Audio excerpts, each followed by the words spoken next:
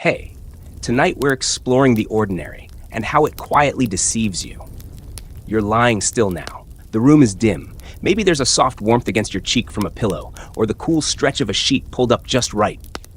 Outside, the world continues, but in here, it's just you and the strange comfort of fading thoughts. Your senses are still active, still whispering. You think you know what's around you, the room, the sounds, the distant rhythm of time. But what if none of that is quite as it seems? What if your reality is more of a filtered fog than a crystal clear window? You probably won't survive this world unchanged, but that's the point. So before you get too comfortable, take a moment to like the video and subscribe, but only if you enjoy quiet stories like this. Let me know where you're listening from and what time it is where you are. If you're still awake, you're not alone. Now, dim the lights. Maybe turn on a fan for that soft background hum, and let's ease into tonight's journey together. You're floating in your own body now. You're aware of your arms, your toes, your breath. But you don't feel everything all at once. The pressure from the bed isn't constant.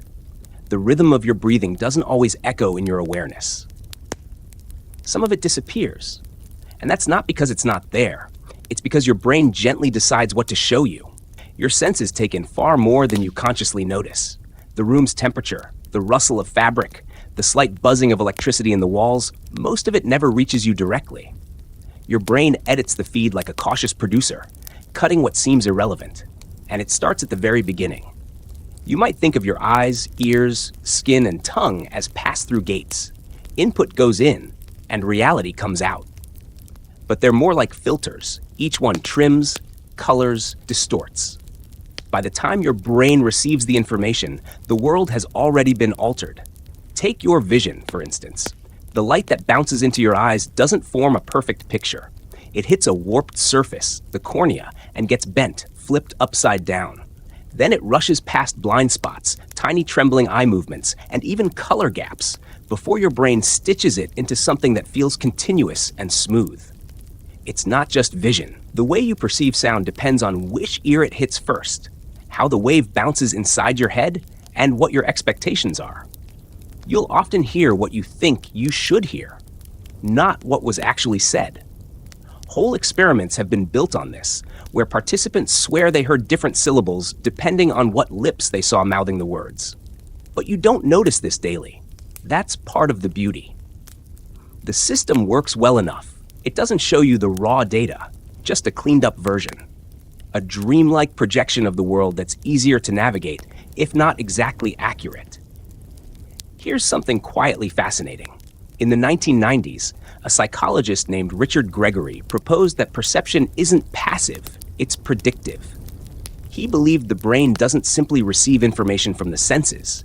It guesses what it expects to be there, and then fills in the gaps, a kind of constant hallucination, just one that mostly aligns with reality. Your senses give suggestions. Your brain does the rest. And every once in a while, this system fails in small, poetic ways. You might walk into a room and feel like you've already been there. A glitch, déjà vu, a flicker of misaligned memory, or perhaps just a mistaken echo in the machinery of perception. Or you might reach for your phone and feel it buzz, only it didn't. That's called a phantom vibration. Your brain, craving input, mistook some quiet muscle twitch or pressure shift for something familiar. It filled in a story. It created meaning out of noise. Here's something eerier. Your brain doesn't process all senses equally. Some travel faster. Touch and sound, for example, arrive at slightly different speeds, but your brain synchronizes them so you won't notice. It's like watching a poorly dubbed movie where everything still somehow feels aligned. Researchers still wonder why some people experience certain illusions more than others. Why some are more prone to seeing motion in still images or hearing words in white noise. Is it brain chemistry? Personality? Attention? No one's sure. But what we do know is that your perception of reality is not direct. It's a soft mask worn by the truth. And every day, it shifts just enough to keep you steady, even if the ground beneath you isn't. There's a kind of strange comfort in that, isn't there? Knowing the world you see is a collaboration between what's really out there and what your mind imagines. As you lie there now, your body resting, your breathing calm, you might notice a few details you missed before. the coolness of air near your ankle, the weight of your hand against the mattress, the gentle hush of nighttime beyond the walls. And even these, lovely as they are, may not be entirely real. They're constructions, mosaics. But if they feel real enough to comfort you, does it matter? Tonight, we'll keep peeling back the edges, just a little at a time. No rush, no urgency. We're in no hurry to wake up. Just stay here. Let the shadows linger softly against the wall. Let your senses settle, even as they bend the world a bit. Let yourself drift, because in the quiet, your mind begins to notice, not just what's present, but what's been gently hidden all along. You're still lying still, breathing slow. That calm humming in the background, maybe the sound of a fan or something softer, continues like a tide you don't need to think about. And your eyes, even if they're closed, are still quietly listening to the world. Vision is the sense we trust most. When we say, "I see," we mean, "I understand." When something is hard to believe, we say, "We'll believe it when we see it." But what if seeing isn't believing at all? There's a tiny part of your vision, right now, this very moment, that doesn't actually exist. You have a blind spot. It's not a metaphor. It's a real physical absence. A hole in your sight where the optic nerve connects to the back of your eye, a place with no light-detecting cells at all. Your eye sends no image from that spot. There's just nothing, and yet you never notice. Your brain covers it up with astonishing elegance. It paints in what it expects to be there, based on color, pattern, and logic. A wall continues, a shape completes, a background fills in. You see it, but you don't see it. It's not an illusion you catch. It's one you live inside. You could find your blind spot right now with a simple trick. Hold up a finger in front of your face. Close one eye. Focus the other on something nearby, and then slowly move your finger side to side, back and forth, just a little. At a certain angle, your finger will vanish completely. Not blur, not fade. Just disappear. But your mind won't show you a hole. It will simply erase the finger and extend the background behind it, as if the finger was never there. This is not just clever, it's foundational. Your brain has decided that continuity is more important than accuracy. It values smoothness, stability, a world that doesn't flicker or stutter. So when gaps appear, it paints over them. A quietly fascinating fact. This same kind of mental cover-up happens far beyond your visual blind spot. It's part of a broader phenomenon called perceptual filling in. Your brain does this with all your senses. It fills in textures on your skin when you can't feel part of it. It finishes incomplete sounds in noisy environments. It guesses. It builds a whole world from fragments, then hands it to you as a single, seamless stream. Now imagine this. Astronauts returning from space often report a strange visual after effect. When gravity is gone and light behaves differently, their sense of spatial depth changes. Some say it feels like objects stretch or compress in their vision. But when they return to Earth, their sight slowly readjusts, as if the brain relearns which lies it prefers. One eerie detail. Even when you stare at something unchanging, a single point on a white wall, for example, your vision may flicker and vanish after a few seconds. This is called the Troxler effect. Without motion, the image fades from awareness. Your brain quietly decides it's not useful anymore and lets it slip away. Why do we trust what we see so much? Maybe because it feels the most solid, most immediate. But your sight is always in negotiation. You think your eyes record, but really, they improvise. And there's something tender about that. Your brain isn't trying to deceive you maliciously. It's trying to help, to protect your sense of calm, to smooth the harsh corners of randomness. But it also means you're walking through a world that's partly imagined, filled in like an old photo repaired by guesswork.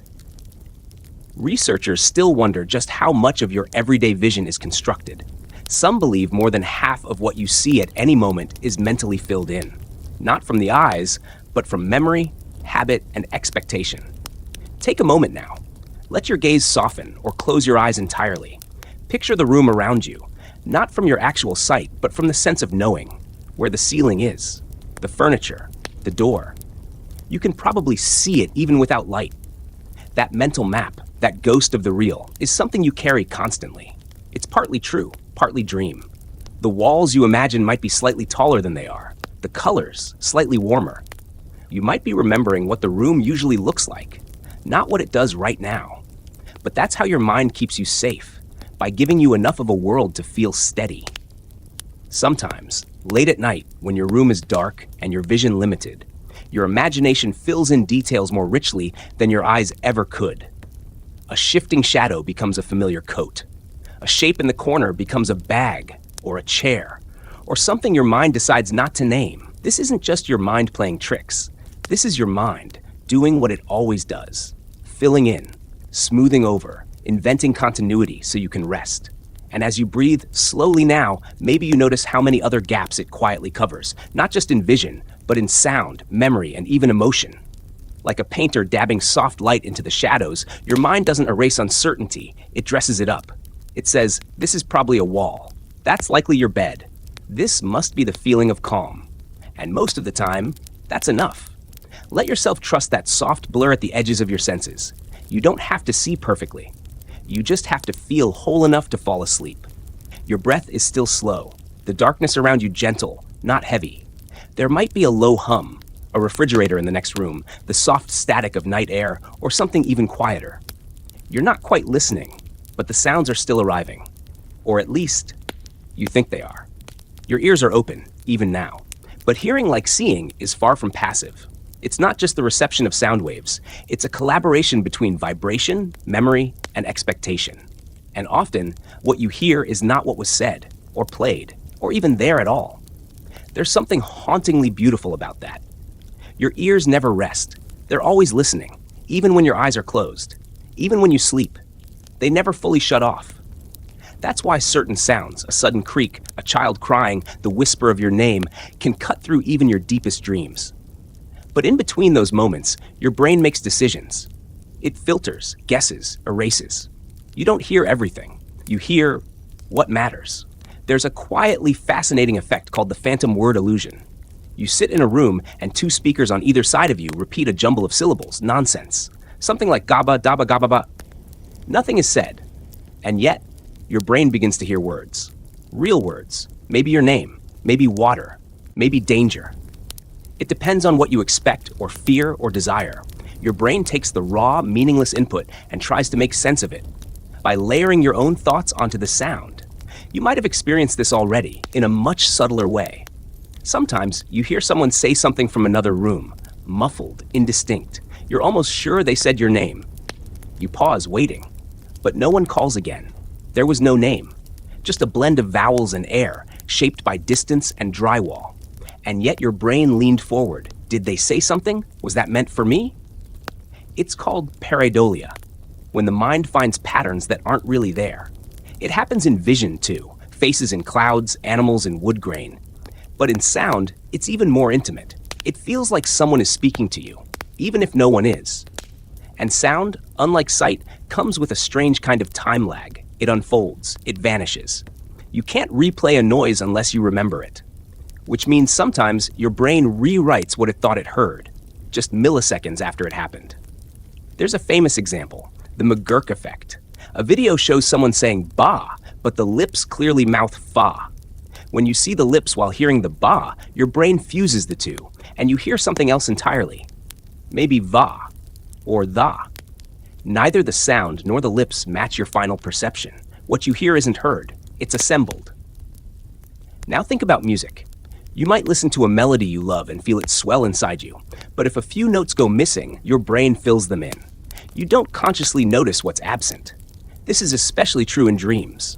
People often report hearing music they don't remember, songs that feel familiar but aren't real, or voices that speak clearly but say nothing.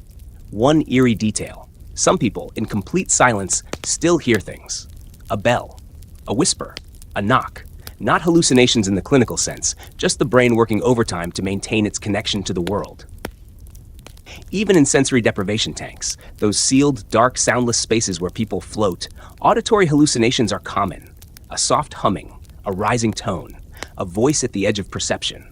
Your brain craving signal begins to supply it, but not maliciously, not out of disorder, out of need, out of rhythm, and maybe out of longing. Researchers still wonder why your mind leans into certain sounds more than others. Why you're more likely to mishear something as your name, or as a cry for help, or as a song you loved years ago. Some say it's survival, attunement to what matters most. Others say it's memory leaking into the present. There's no single answer, just theories and echoes. Right now, as you listen, you might begin to notice something you hadn't before. Maybe a faint pulsing in your ears, or the sound of your own breath, rising and falling like a tide on sand. These aren't just physical events, they're sensations your brain decides to share with you. Most of what you hear is chosen for you. That includes what it leaves out. That hum of the fridge you only notice when it stops. The fan that becomes invisible until it clicks. The silence that isn't really silent at all. You're surrounded by layers of sound. Some real, some imagined.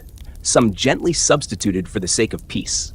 And now, if you listen closely, you might even hear the shape of your own mind. The tone beneath thought, the vibration of waiting, it doesn't have to be precise. It doesn't have to be real. It only has to feel familiar, safe, right. So you breathe again. You let your hearing soften. And maybe, just maybe, you start to notice what's not there and what your mind has lovingly placed in its place. Not lies, not tricks, just soft illusions to lull you closer to stillness. Your body is quiet now, not heavy, but present. The way your back curves into the bed, the feel of fabric near your knees, the weight of your fingers. These are small certainties, familiar anchors in the dark. You feel like you know where you begin and end. But touch, too, lies to you. Not always, not in ways that harm, but often enough and subtly enough that you never quite feel the same way twice. You live inside a skin that constantly translates. It receives pressure, texture, temperature, then hands that data off to your brain like a sealed envelope. But by the time it's opened, the message is already changed. Take a moment to notice something. Is there a part of your body you've forgotten until now? Maybe your left heel or your elbow. You weren't aware of it until this very sentence pointed it out. And now that part feels louder, realer. But nothing actually changed. It didn't move. It didn't warm or cool. Your attention is what lit it up. Touch is only half skin. The rest is awareness. And awareness can wander. You've probably felt it before. That eerie sensation when your phone buzzes in your pocket, only it didn't. Or when you sit still for too long and feel like something brushed past your arm, just faintly, like a memory. These are phantom touches. They're surprisingly common. Tiny electric misfires, nerve pulses with no origin, the skin whispering nonsense, and the brain answering, I understand. There's a quietly fascinating phenomenon called the rubber hand illusion. A person sits with their real hand hidden out of sight and a rubber hand placed in front of them. Both the real and fake hand are stroked in perfect sync. Within moments, the brain adopts the rubber hand as part of the body. Touch is no longer just skin deep. It's a story your mind tells about location, ownership, trust. When the rubber hand is suddenly slapped, the person often jerks or flinches, even though they know it isn't theirs. Their brain doesn't care. It adopted the illusion because it fit. It felt close enough to true. Now imagine a stranger feeling pain in a part of their body that no longer exists. A missing arm. A foot that was lost years ago. This is called phantom limb syndrome, and it haunts millions of people around the world. The pain isn't fake. The brain's map of the body still includes that part, and sometimes the nerves fire in confusion, reaching out to a limb that no longer answers. What's eerie is that this happens even in dreams. People who've lost a limb often report dreaming that it's back, moving, holding, feeling, as if nothing changed. In waking life, they reach for a glass with a hand that isn't there. Not out of denial, just memory. The body remembering itself. Researchers still wonder, is the sense of touch actually in the skin, or is it just modeled there? A kind of mental phantom projected downward, popped like a spotlight from the brain? No clear answer yet. But experiments with prosthetics and virtual limbs show us that the body is far more flexible than we thought. People can come to feel a robotic limb as their own. Sometimes in less than an hour. Ownership of the body, it seems, is negotiable. And that brings us to something stranger still. There are moments, rare but real, when someone becomes convinced that a part of their body no longer belongs to them. A leg, a hand, even a whole side of the torso. It's called somatoparaphrenia, and it happens after brain injury, usually in the right hemisphere. These individuals might look at their hand and say, calmly, that's not mine. It belongs to someone else. Touch in those moments becomes untethered from identity. The feeling remains, but the meaning slips away. You don't need something that dramatic to feel the slipperiness of your own edges. Try this. Hold your hand in front of you. Stare at it gently. Wiggle your fingers. Now imagine, just for a moment, that it's not quite yours. Not entirely. Something begins to shift, a subtle disassociation. The same way repeating a word over and over can make it lose meaning, focusing too closely on a body part can make it feel distant. That's the eerie detail. You are always touching yourself, skin on sheets, hand against thigh, foot curled under ankle. But your brain filters it, hides the redundancy. It only reports what's relevant. You don't feel your tongue in your mouth every second until I say that. Now it's undeniable, but soon it will slip away again, back into silence. Touch is selective, but not because the world goes quiet, because your mind chooses silence. It chooses peace. That, too, is a kind of kindness. And now, as you lie still, you might begin to feel something gentle you hadn't noticed before, the faintest tickle of air on your cheek. The pressure of the pillow at your lower back, the soft warmth beneath your fingertips. None of it is permanent. Some of it may not even be real. But your brain lets it happen, just enough to help you stay anchored here, to help you know that you're still you, still whole, even if sometimes parts of you flicker and fade. And as you drift deeper now into that soft gray where body and dream start to blur, let yourself trust whatever touches you find along the way. Even the ones that come from nowhere, even the ones that only exist in the quiet space between breath and sleep. Your body remains soft against the stillness. The breath you take now is slow, nearly effortless. Inhale, and there it is, the scent of the room, or perhaps the absence of it. You don't usually notice smells unless they change, but even when you think nothing is there, your nose is always working, always filtering, always quietly lying. Scent feels subtle, but it's powerful, primal, one of the oldest senses you have. Even in the womb, your brain begins wiring itself to recognize smells, your mother's skin, the air around you. And yet that same delicate sense deceives you constantly. Take this simple truth. You can only smell something for a short while, and then it disappears. Not because the scent is gone, but because your brain has decided to stop telling you it's there. It's called olfactory adaptation. You enter a room with a strong smell, laundry soap, coffee, damp wood. For the first few seconds, it's vivid, and then without warning, it fades. The molecules in the air haven't changed, but your brain stops responding. It assumes this is not a threat, this is normal, and so it lets the sensation go. Your nose is still detecting it, but you no longer feel it. This is why your home has a smell, but you can't describe it. Guests notice it instantly. You never do. It's like the background music of your life, always playing, until the silence is more noticeable than the tune. Now imagine something stranger. If you enter a room that's completely sterile, scrubbed clean of all scent, your brain may begin to invent one. People working in scent-deprived environments like sterile labs or oxygen-rich habitats sometimes report phantom smells, a hint of toast, a floral note, the sharpness of ozone. These aren't real. The air is chemically clean, but the brain, unnerved by the absence of data, offers its own contribution. And sometimes, the scent is more than a whisper. There's a quietly fascinating condition called phantasmia, the experience of smelling something that isn't there. Burnt rubber, cigarette smoke, sweet perfume. These aren't hallucinations in the usual sense. They're the brain's olfactory map misfiring, like a scratched record repeating a scent that isn't playing. In one study, a woman with phantasmia reported smelling onions every time she cried. Not before, not after, only during tears. No onions were ever present.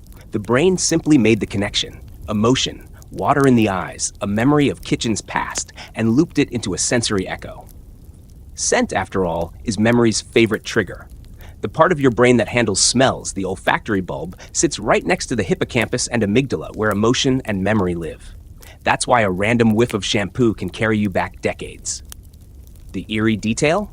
Sometimes the memory returns, but the scent doesn't exist. People have described recalling the smell of their childhood home, their grandfather's coat, or the old books in a certain library, while knowing there was no actual scent in the air. Just memory, pure and powerful enough to invent the sensory experience. And your brain doesn't question it. It smells what it needs to. Researchers still wonder why olfaction is wired so differently from your other senses. Sight and sound pass through the brain's more rational areas, but smell bypasses them.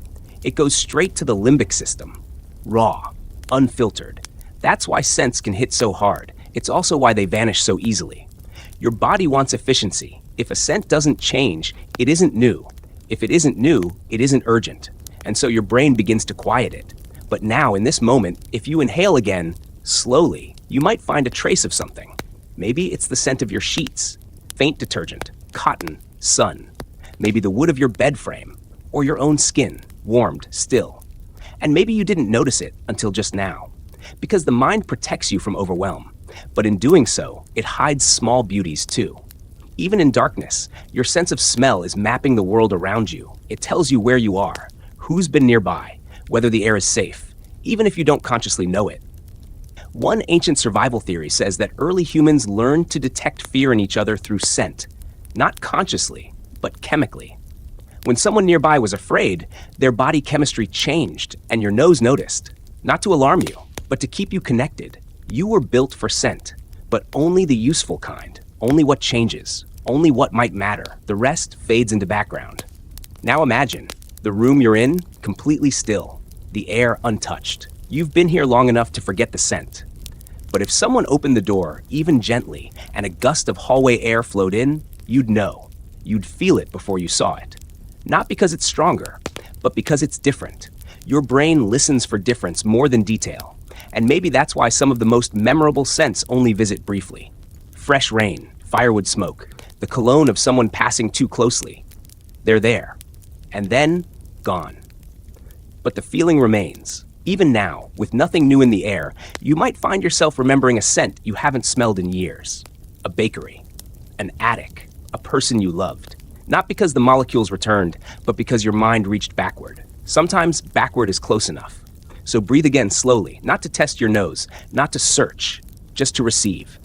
Whatever the air offers, let it pass gently through you, even if it disappears, especially if it disappears. Because sometimes that fading, that quiet, is the truest signal of all. You're still, breathing softly. Your tongue rests quietly in your mouth, unnoticed until now. There's no flavor on it, or perhaps just the lingering trace of something long since forgotten. Water, toothpaste, maybe air itself. But flavor is never just on the tongue. You don't taste food. You experience it with eyes, ears, memories, and expectations. And often, you're tasting a story your brain is writing in real time. You already know the basic tastes: sweet, salty, sour, bitter, umami. 5 simple signals. But the flavors you think of, vanilla, coffee, strawberry, cinnamon, buttered toast, they're not tastes at all. They're smells. Close your nose and eat a jelly bean. It becomes a soft, sugary nothing, a muted sweetness without a name. But open your nose again, and the flavor returns. Suddenly, it's cherry, or grape, or popcorn, not because your tongue changed, but because scent returned to the stage. This is called retronasal olfaction, the process of smell rising from your mouth through the back of your throat, reaching the olfactory bulb above. That's where most taste actually happens, behind your face, inside your mind. But there's more. What you see changes what you taste. A quietly fascinating study once offered people the same white wine, but tinted red. Most participants described it using red wine terms: cherry, plum, spice, even though they were drinking something else entirely. Their eyes rewrote the flavor. Your mind does this often. A tomato that looks slightly off color might seem less sweet. A coffee in a heavier mug might feel richer. A smoothie in a clear glass might taste colder, even if the temperature hasn't changed. Expectation flavors everything, and your brain is always trying to match signals. When one sense doesn't line up with the others, your mind chooses the most believable story. Here's an eerie little trick. Chefs sometimes play background music that matches the mood of a dish. A bright, high-pitched melody can make food taste fresher, sharper. A deep cello can add richness, depth, not to the food, to the experience. You're not just eating with your tongue. You're eating with your ears, your eyes, your fingers. The clink of cutlery, the color of the plate, the warmth of the room, they all conspire to shape flavor. And sometimes, they deceive you. There's an experiment called the flavorless cookie. Participants bite into what looks like a chocolate chip cookie. The texture is right, the color, even the scent. But the taste, nothing. No sugar, no salt, just baked dough. Most people react with discomfort, not because it tastes bad, but because their senses promised something and failed to deliver. Expectation, violated, becomes confusion. And then there's miracle fruit, a berry that coats your taste buds and makes sour foods taste sweet. A lemon becomes candy. Vinegar becomes juice. But the berry isn't adding sweetness, it's altering the way your receptors respond to acidity. The flavor hasn't changed. You have. You've probably felt a smaller version of this. Eating something you love when you're sad and finding it bland. Or sipping the same tea in a different room and feeling like it tastes completely different. It's not your tongue, it's your context. One eerie detail: people under extreme stress or grief often report that everything tastes metallic or nothing tastes at all. It's as if the emotional system shuts down part of the flavor circuitry to conserve energy. Researchers still wonder whether taste evolved primarily for nourishment or for social connection.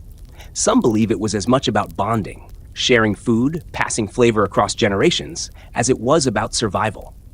After all, so many of our emotional memories are wrapped around taste. A soup you had when you were sick, a dessert that reminds you of someone who's gone, a flavor you tasted once on vacation and never found again.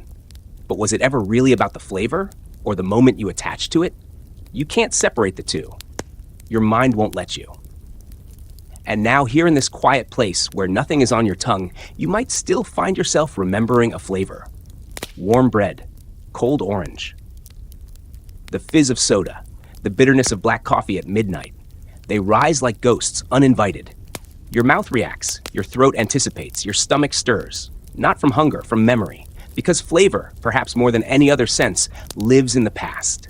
And still, it visits, even without food, even in the dark, even in silence. So let yourself drift. No need to crave or chase. Let the ghost of chocolate melt quietly on the back of your tongue. Let the cool of peppermint linger where nothing really touched you.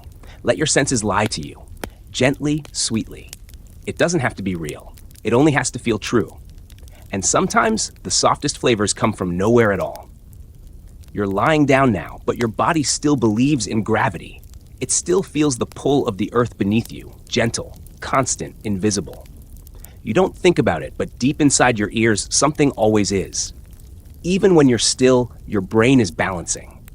Your sense of balance is not a feeling like touch or smell. It's a quiet awareness, a background knowing, a built-in compass called the vestibular system tucked inside your inner ear. It doesn't feel like anything until it breaks. Within each ear are 3 delicate semicircular canals filled with fluid and lined with tiny hairs. When you tilt your head or move, the fluid shifts, bending those hairs. Your brain translates the movement into space and orientation. That's how you know you're upright. That's how you feel the difference between stillness and sway. But here's where the deception begins. Your vestibular system is easily confused. Spin in a circle, then stop. The fluid in your ears keeps swirling. Your body is still, but your brain thinks you're turning. The world tilts. You stagger. The lie feels real. Even lying flat in bed with no movement at all, your vestibular system still sends quiet confirmation. You're safe. You're not falling. Everything is where it should be. But that sense of certainty is built on memory, on expectation, on calibration between vision, touch, and the pull of your own weight. Take away one of those, and the world begins to ripple. Astronauts in zero gravity experience something disorienting called space adaptation syndrome. Without the usual pull of gravity, their brains get conflicting messages. The vestibular system says nothing is up or down, while their eyes report a floating, shifting world. Some feel like they're perpetually upside down. Others say it feels like falling, endlessly. The eeriest part? When they come back to Earth, the illusion reverses. For days or weeks, gravity feels too strong. Movements feel too heavy. Turns feel exaggerated. Their brains had adapted to the lie. And now, they have to relearn the truth. Here on Earth, you've likely felt something similar. Ever lie down and suddenly feel the room tilt slightly? Or stand too quickly and sense the world lag for a second behind you? That momentary vertigo is your inner ear recalibrating. It's saying, wait, that doesn't match the last input. You steady yourself. But for a moment, the floor doesn't feel quite solid. One quietly fascinating experiment involved spinning people in chairs, blindfolded, and then asking them to point in a straight line. Without vision to stabilize them, their balance systems misfired. Most people pointed far off target, convinced they were perfectly straight. It wasn't disorientation they felt.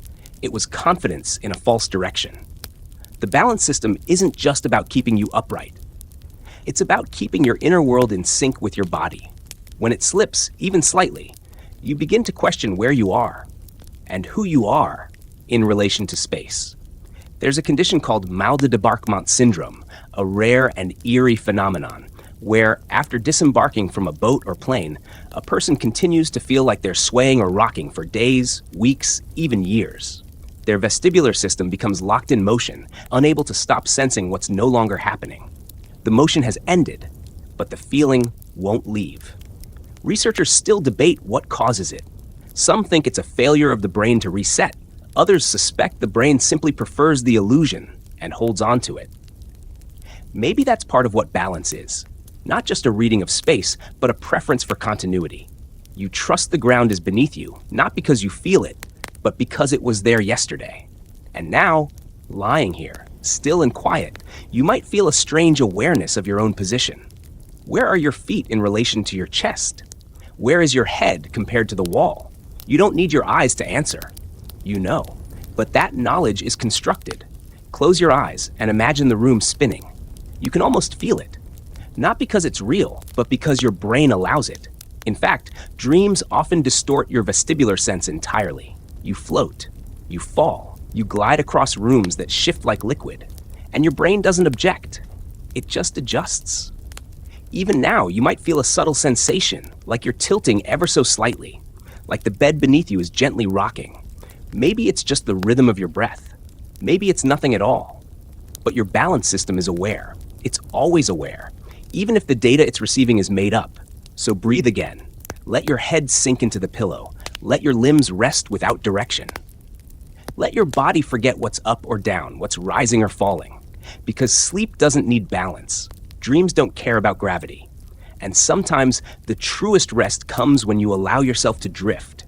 Not because you've left the ground, but because you've stopped asking where it is.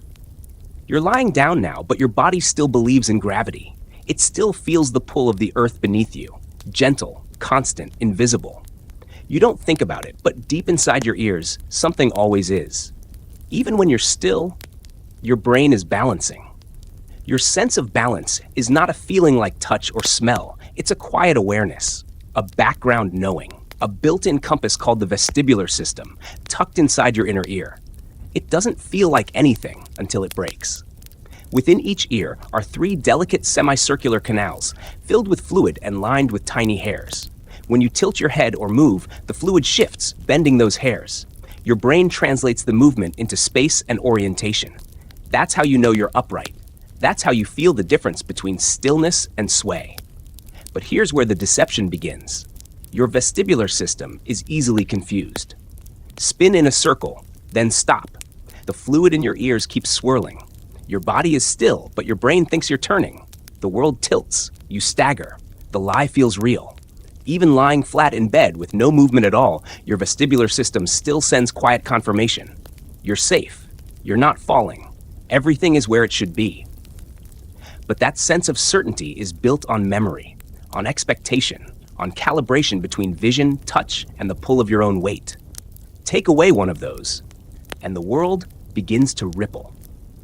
Astronauts in zero gravity experience something disorienting called space adaptation syndrome.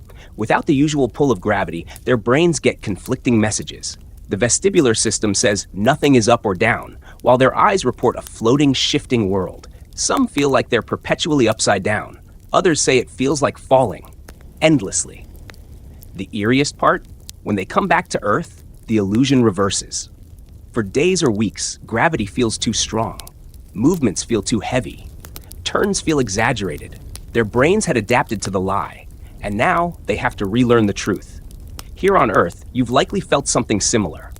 Ever lie down and suddenly feel the room tilt slightly? Or stand too quickly and sense the world lag for a second behind you? That momentary vertigo is your inner ear recalibrating. It's saying, wait, that doesn't match the last input. You steady yourself, but for a moment. The floor doesn't feel quite solid. One quietly fascinating experiment involved spinning people in chairs, blindfolded, and then asking them to point in a straight line. Without vision to stabilize them, their balance systems misfired. Most people pointed far off target, convinced they were perfectly straight. It wasn't disorientation they felt. It was confidence in a false direction. The balance system isn't just about keeping you upright. It's about keeping your inner world in sync with your body. When it slips, even slightly, you begin to question where you are and who you are in relation to space. There's a condition called mal de débarquement syndrome, a rare and eerie phenomenon where, after disembarking from a boat or plane, a person continues to feel like they're swaying or rocking for days, weeks, even years. Their vestibular system becomes locked in motion, unable to stop sensing what's no longer happening. The motion has ended, but the feeling won't leave. Researchers still debate what causes it. Some think it's a failure of the brain to reset. Others suspect the brain simply prefers the illusion and holds on to it. Maybe that's part of what balance is. Not just a reading of space, but a preference for continuity. You trust the ground is beneath you, not because you feel it, but because it was there yesterday. And now, lying here, still and quiet, you might feel a strange awareness of your own position. Where are your feet in relation to your chest? Where is your head compared to the wall? You don't need your eyes to answer. You know. But that knowledge is constructed. Close your eyes and imagine the room spinning. You can almost feel it, not because it's real, but because your brain allows it. In fact, dreams often distort your vestibular sense entirely. You float. You fall. You glide across rooms that shift like liquid. And your brain doesn't object. It just adjusts. Even now, you might feel a subtle sensation, like you're tilting ever so slightly, like the bed beneath you is gently rocking. Maybe it's just the rhythm of your breath. Maybe it's nothing at all. But your balance system is aware. It's always aware, even if the data it's receiving is made up. So breathe again. Let your head sink into the pillow. Let your limbs rest without direction. Let your body forget what's up or down, what's rising or falling. Because sleep doesn't need balance. Dreams don't care about gravity. And sometimes the truest rest comes when you allow yourself to drift. Not because you've left the ground, but because you've stopped asking where it is. Your breath is soft again. The world outside, quiet. You haven't moved in a while, and yet time keeps moving. Or does it? That's the thing about time. You never actually feel it passing. You only feel its effects. A song ending, a thought fading, your body shifting towards sleep. But the sensation of time is mostly imagined. Time is the great illusion, not because it doesn't exist, but because your mind doesn't track it the way clocks do. And often, it lies. There are moments when time stretches, like waiting in the dark for sleep, when every second feels like it might last forever. And others, like laughter with a friend or a favorite song, when whole minutes vanish without notice. Your brain does not measure time with a clock. It measures it through change, through movement, through memory. That's why novel experiences feel longer. Your mind is busy writing them down, making sense of the newness. But routines, habits, they blur together. They shrink. And in the dark, when your body is still, time becomes even slipperier. There's a quietly fascinating effect called chronostasis, the illusion that time pauses when you shift your gaze. It often happens with clocks. You glance at a clock, and the second hand seems to hesitate, holding a beat longer than it should. It feels as if time froze. It didn't. But your brain backfilled the gap. It needed to account for the time lost in the movement of your eyes, so it stretched the first moment after the saccade, the flick of your gaze, to make the world feel seamless again. You didn't see the gap, because your mind painted over it. Time, as you perceive it, is stitched together, patchwork, not continuous. Your brain guesses the spaces between thoughts, and you call that now. One eerie detail. In isolation, people quickly lose their sense of time altogether.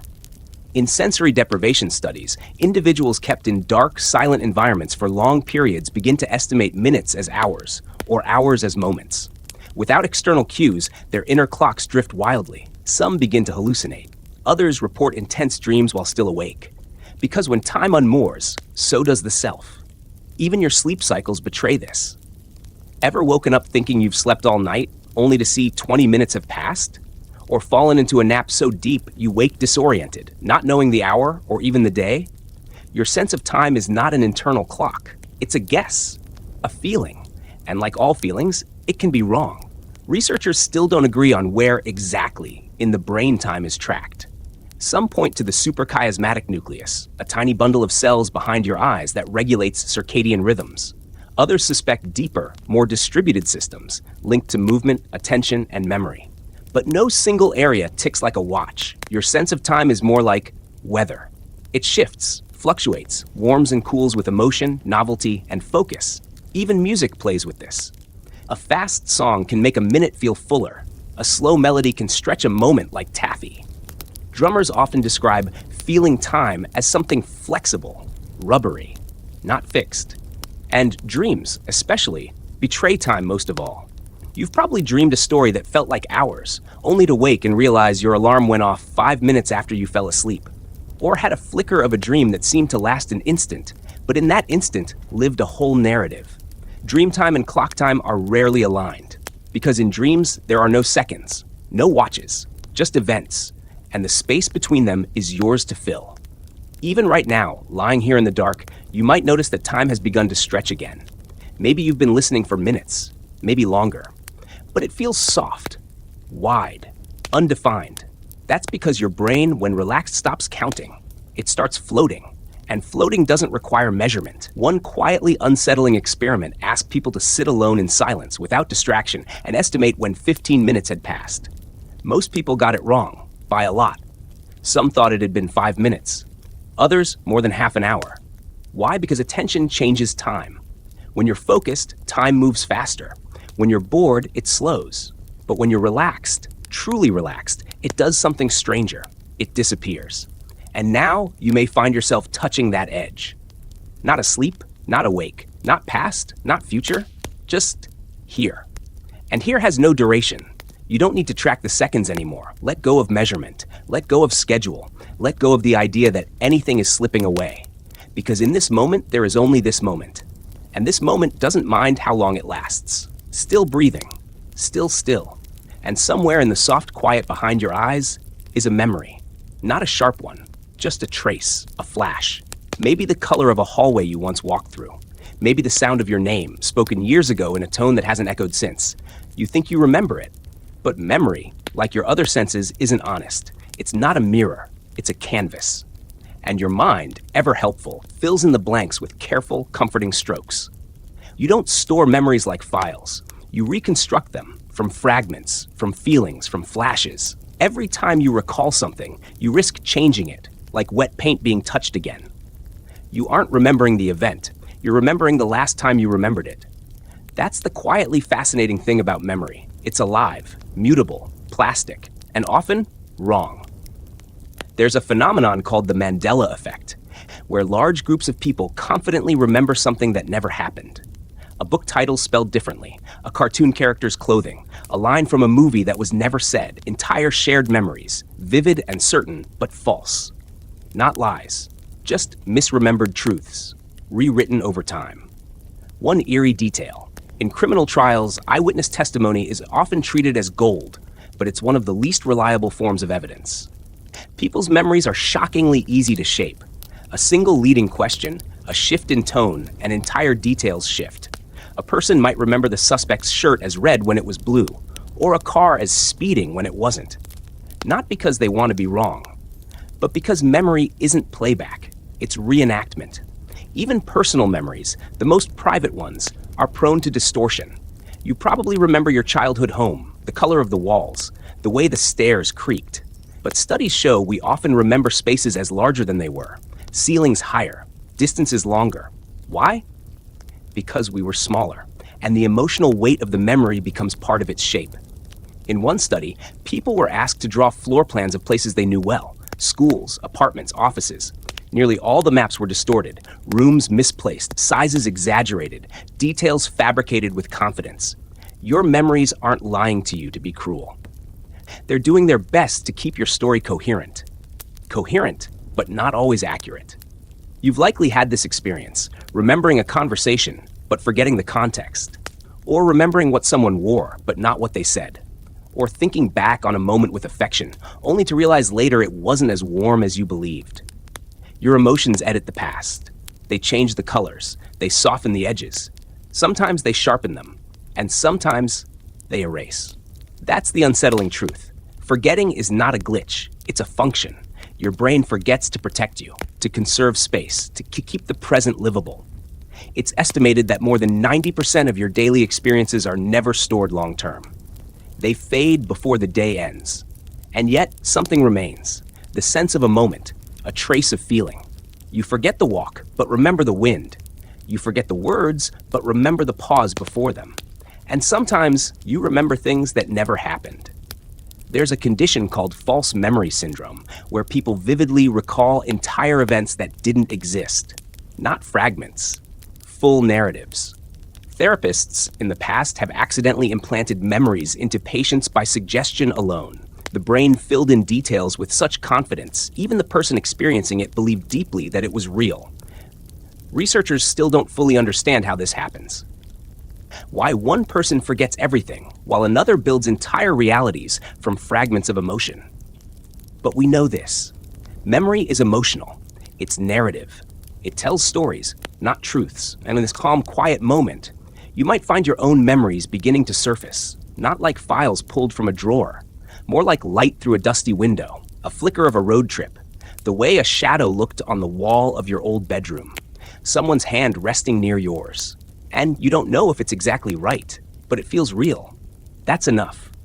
Because in the dark, when your other senses rest, memory becomes another sense, a soft sixth one, a dream within the waking mind. It brings you home, to places that don't exist anymore, to moments that may not have happened the way you think, but still, you return. So trust what rises now, even if it flickers, even if it lies. The lies are gentle, and often, they're all you have left of what once was. You haven't moved in a while. The quiet stretches on, long and soft. Your arms lie still, your legs folded just so. You feel the weight of the blanket, the temperature of the air. But how do you know where your body ends and the world begins? You just do. Or your brain says you do. Even with your eyes closed, you know where your hands are. You know if you're lying on your back or your side. You can point your toes without looking. This invisible map. Your inner sense of your own body is called proprioception. It's the hidden sixth sense, the one that keeps you together, the one that lets you move without watching yourself. But like every other sense, it lies.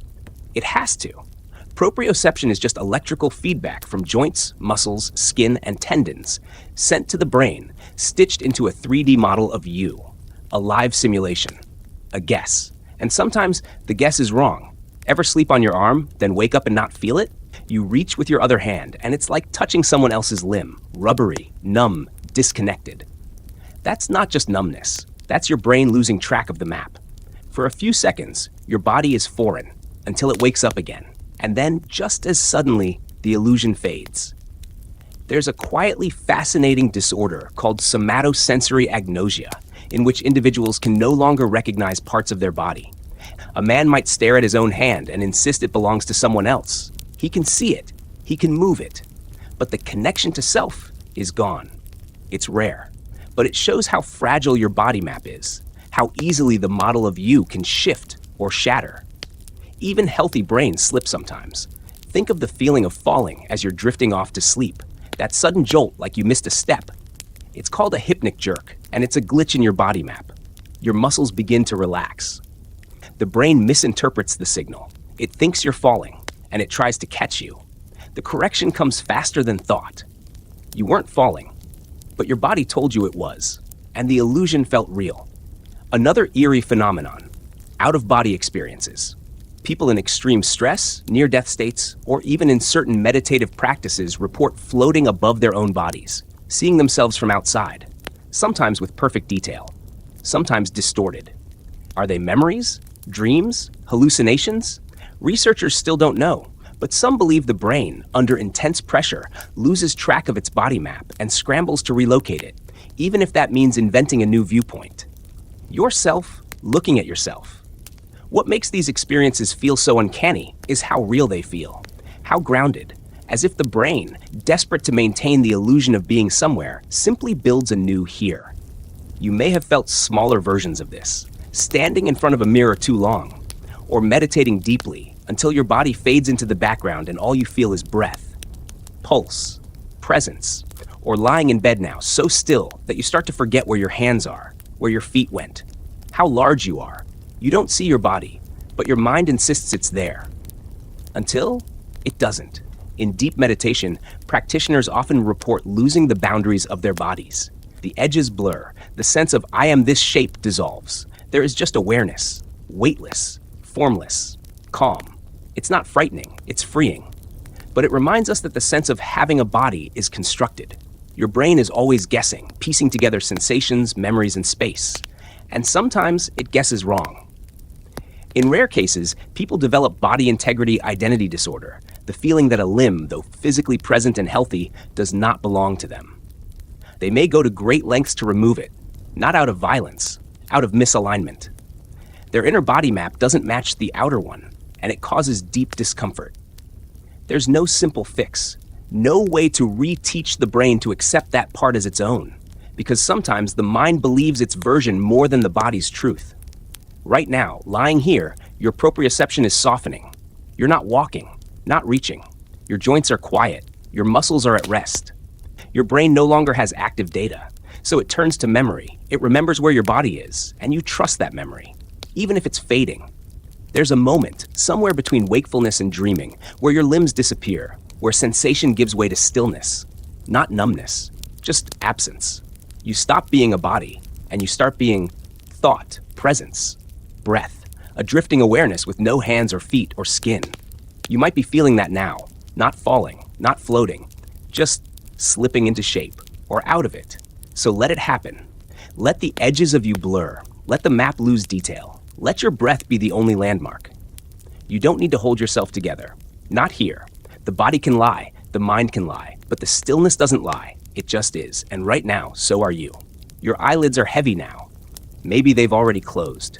And yet, behind the darkness, flickers of color, shadow, and movement continue. You're not imagining it. Your eyes are resting, but your brain is still watching. Even when shut, your vision doesn't vanish. It only changes. What you're seeing now, softly behind your lids, might be called phosphenes, those faint patterns of light and static that emerge in the dark. Swirls, bursts, shifting shapes that seem to come from nowhere. They aren't light. They're your brain, still firing, still painting.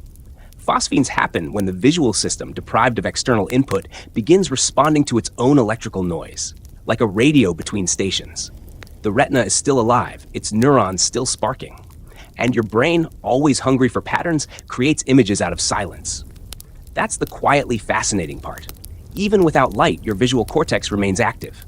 In fact, when completely deprived of light for long enough, people begin to hallucinate vividly, not from madness, but from the brain's refusal to sit still. Some astronauts report vivid visuals in deep space, flashes and shapes seen in total darkness. These aren't dreams, they're caused by cosmic rays passing through the brain. Particles from beyond Earth, triggering sight with no light. The eyes are closed, but the stars still find a way in. And here on Earth, something similar happens every time you begin to drift. As you fall asleep, your brain enters a transitional state called hypnagogia. It's not quite dreaming, not quite waking, a liminal threshold. And in that space, with your eyes closed, mind softening, imagery begins to emerge. Random, strange, fleeting, a door, a landscape, a person's face, but not fully formed, like dreams half remembered.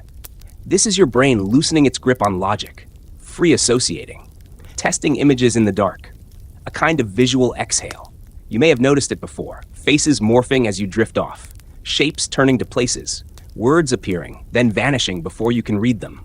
They come and go like clouds across an internal sky, but they're not just dreams.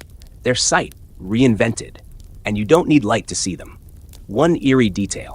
People who are born blind often experience visual dreams, not of real images, but of motion, emotion, and color-like sensations. Their brains still construct a world even without ever having seen one, because the visual system isn't passive. It's generative. It creates. It imagines. It hallucinates, all the time. Even in daylight, your vision is part truth, part guess. Your eyes only capture the center of your focus in high detail. The rest, your peripheral world, is blurred and interpolated. Your brain fills it in based on past experience. You don't see the full picture, you see the most likely picture. That's why optical illusions work. Why you see movement in stillness. Why shadows create forms that don't exist. The eyes are not cameras, they are messengers. And the brain, ever poetic, rewrites the message before you receive it. Researchers still debate how much of what we see is real. Some believe most of our visual field is imagined. A best guess rendering updated constantly by prediction. That's what keeps things stable. Why the world doesn't jitter every time your eyes move. Because your brain pretends it doesn't. Even now, in this darkness, that illusion continues. Your closed eyes don't turn off the system. They just quiet the incoming stream, and the internal one takes over. So you begin to see colors that aren't there, movements that can't be happening, a glow that seems to pulse with your breath. And maybe, if you let yourself drift just a little further, you'll begin to see scenes forming, the edge of a memory, a place you've never been, a window, a street, a flickering figure in the distance. You're not dreaming yet, but you're nearing the threshold. And at the edge of sleep, your mind becomes a projector, not of fantasy, of possibility. Because when the world closes its eyes to you, you begin to open yours inward, and that inward eye sees what it needs to. Not to guide you through the world, but to carry you gently beyond it. So rest in that soft dark. Let the shapes drift in and out.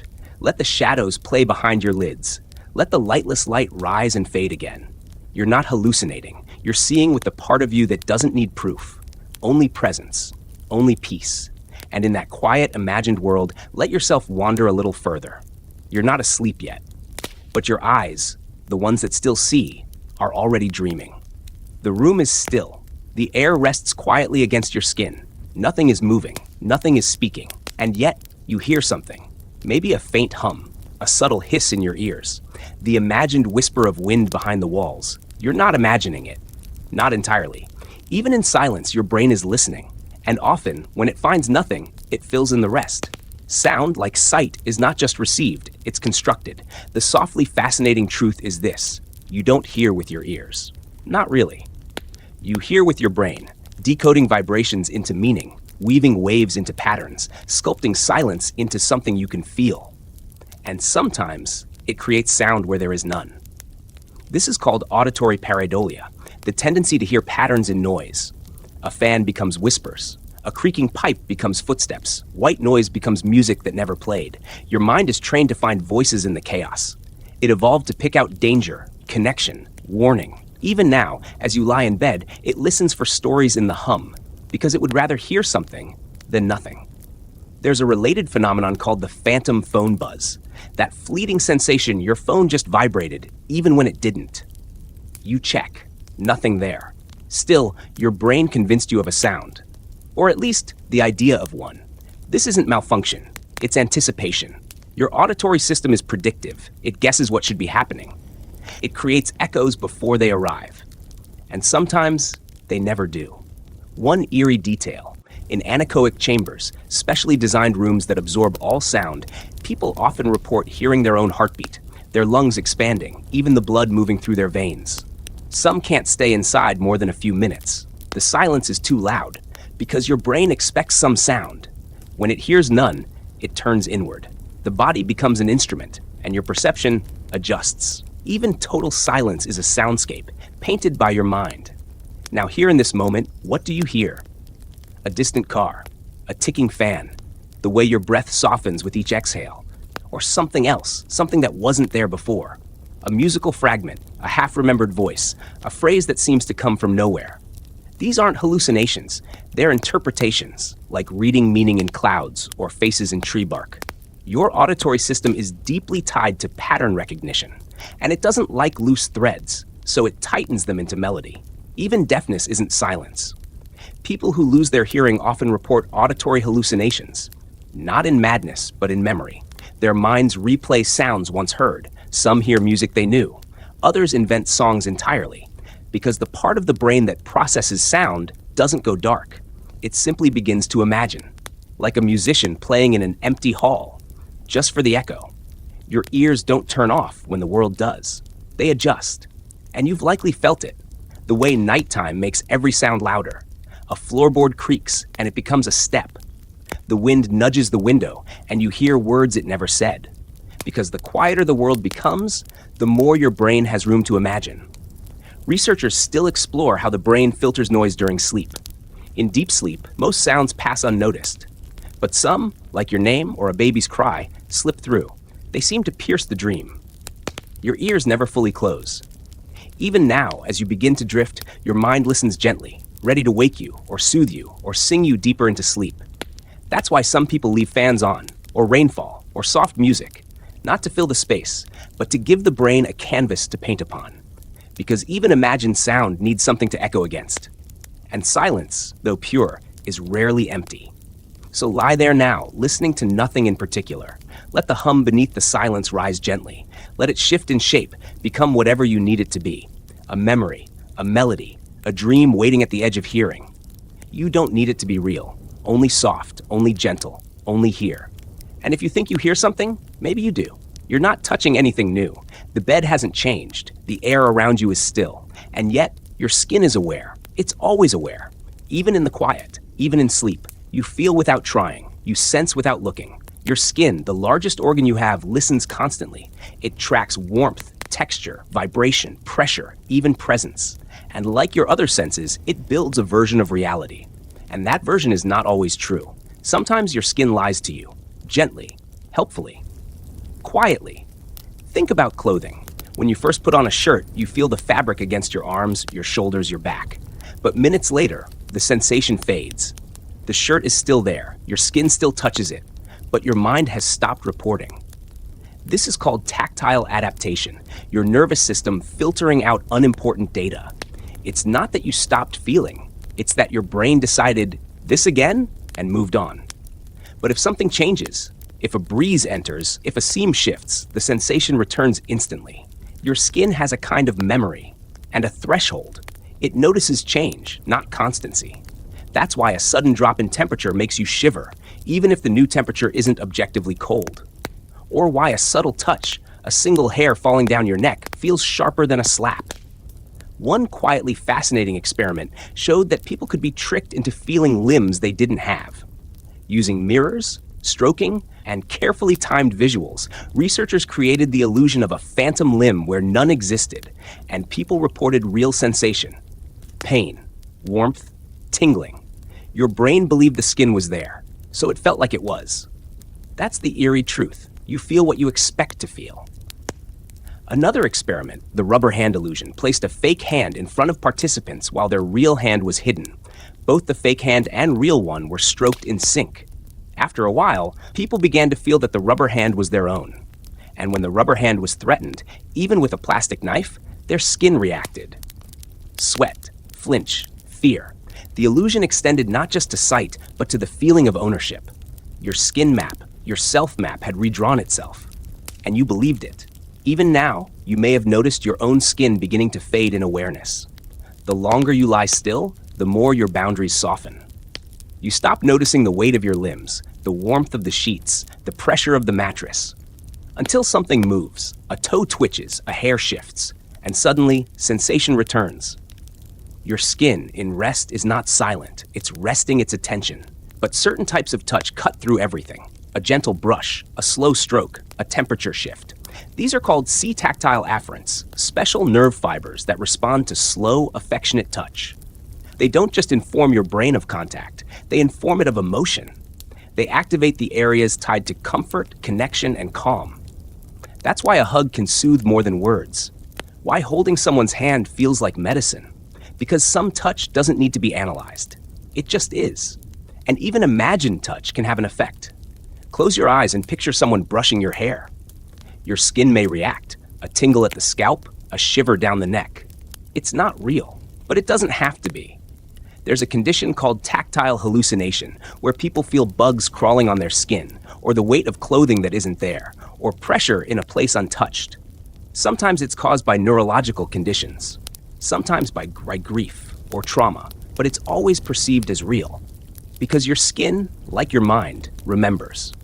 Memories can be tactile, the chill of a certain hallway, the warmth of a childhood blanket, the feel of a loved one's hand in yours. And when those people are gone, or those places distant, sometimes your skin still searches for them. And sometimes, in that space between waking and sleep, it finds them again. Just for a moment. A sensation with no source. A comfort without contact. So now, as you lie here, still and drifting, notice the softest edges of sensation. The way your cheek rests against the pillow. The way your toes float in the fabric. The coolness of air above your blanket. Your skin feels all of this. Even if you don't focus on it, it is your boundary. But also your connection. Because through your skin, you feel held.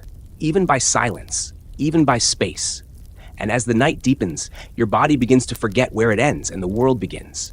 You are not a shape. You are a sensation. Warm, calm, gently fading into everything else.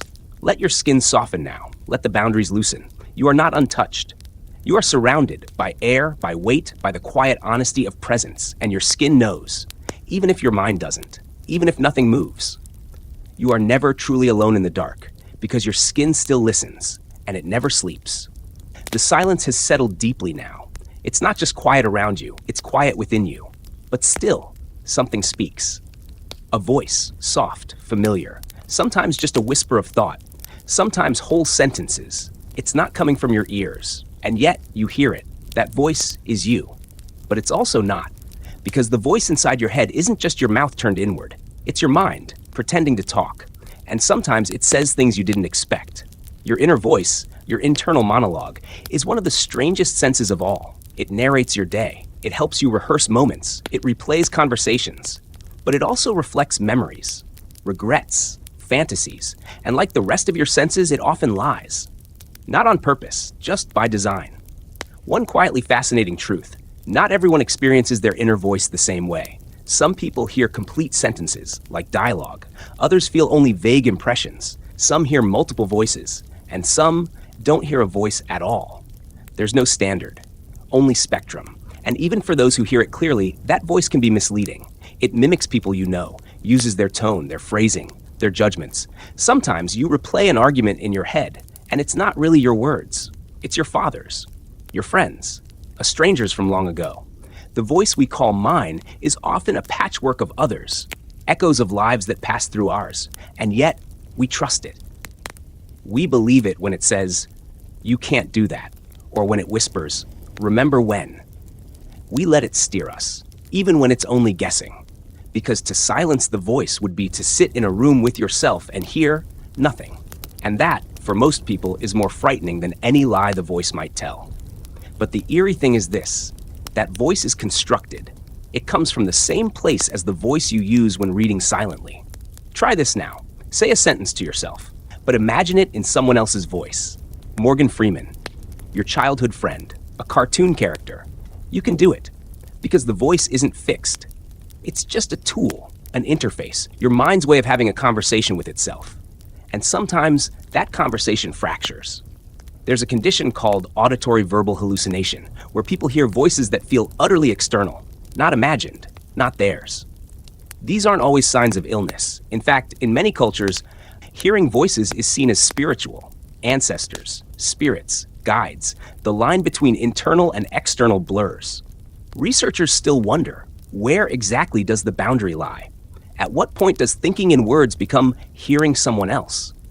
The truth may be softer than we think, because all voices in your head, even the ones that comfort or scold, come from within, from memory, from feeling, from that deep narrative thread you've been weaving your whole life.